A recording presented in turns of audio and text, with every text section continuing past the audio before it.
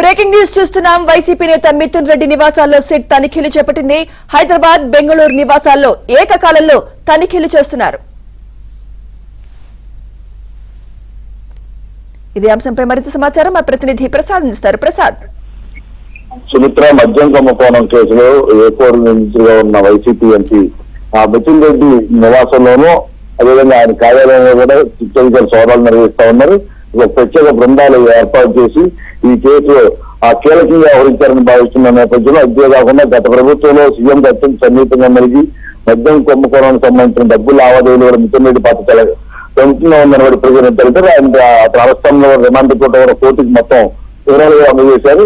ఇటీవల కాలంలో అయితే ఆయన బెయిల్పై బయట ఉండటంతో పాటు ఆ న్యూయార్క్ వెళ్లేందుకు తనకు అనుమతి ఇవ్వాలంటే పాస్పోర్ట్ కి సంబంధించి కూడా పిటిషన్ దాఖలు చేయడం, ఇలా వరుసగా పిటిషన్ దాఖలు చేయడం, పలువురు వ్యక్తులు కలవడంపై కూడా శిక్ష అధికారులు అభ్యర్థులు వ్యక్తం చేస్తా ఉన్నారు.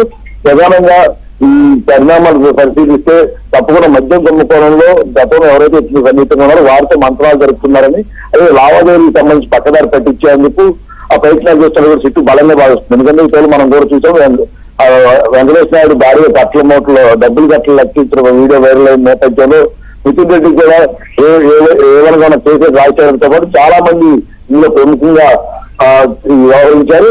ఈ నేపథ్యంలో ఇప్పుడు వారందరినీ కూడా లోకాచారంగా మధ్యవర్తి ద్వారా కలిసి ఎటువంటి సాక్ష్యాలు కానీ మరొకరు శిక్షలు విచారణ చేసినా, తనిఖీలు చేసినా ఈ డాక్యుమెంట్లు కానీ ఎక్కడ దోషం ఉంది అని ప్రయత్నాలు చేసినట్టు కూడా బలంగా హెచ్చరిస్తారు. అందుకనే ఈ రోజు అకస్మాత్తుగా ఇటు కార్యాలయంలోనూ అటు ఈ నివాసంలో కూడా మొత్తం తనిఖీలు చేపట్టారు.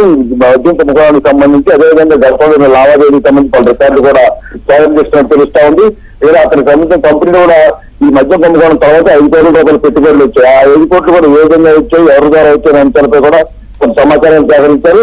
ఇప్పుడు ఇంకా విచారణలో కూడా మరింత కీలక సమాచారం రాబట్టిన నేపథ్యంలో 5 కోట్ల కాదు ఇతర రూపాల్లో కూడా డబ్బులు ఇతని ద్వారానే బయటకు వెళ్ళినట్టు మరి చేతికి అందినట్టు కూడా నిర్ధారించారు. గత ఎన్నికల్లో కూడా చాలా మంది అభ్యర్థులు కూడా మిథున్ రెడ్డి ద్వారా డబ్బులు పంపినందుకు కూడా ఆ శిక్ష అధికారులు ఇప్పటికే ఆధారాలు సేకరించారు. ఈ పరిణామాల నేపథ్యంలో అతను బెయిల్పై బయట ఉండటం, విజయసాయి వెళ్లేందుకు కోర్టులో పిటిషన్ దాఖలు చేయడం, ఈ పరిణామాలు చూస్తుంటే చిత్తూరు అనుమానాలు వ్యక్తం చేస్తాను. అందువల్ల ఈ ఎటువంటి ఆధారాలు చేయకుండా మొత్తం రికార్డు కూడా స్వాధీనం చేసుకున్న తర్వాత మరోసారి కోర్టు సబ్మిట్ చేసే అవకాశం ఉందని కూడా చెప్తున్నారు Sumitra. Right, thank you Prasad.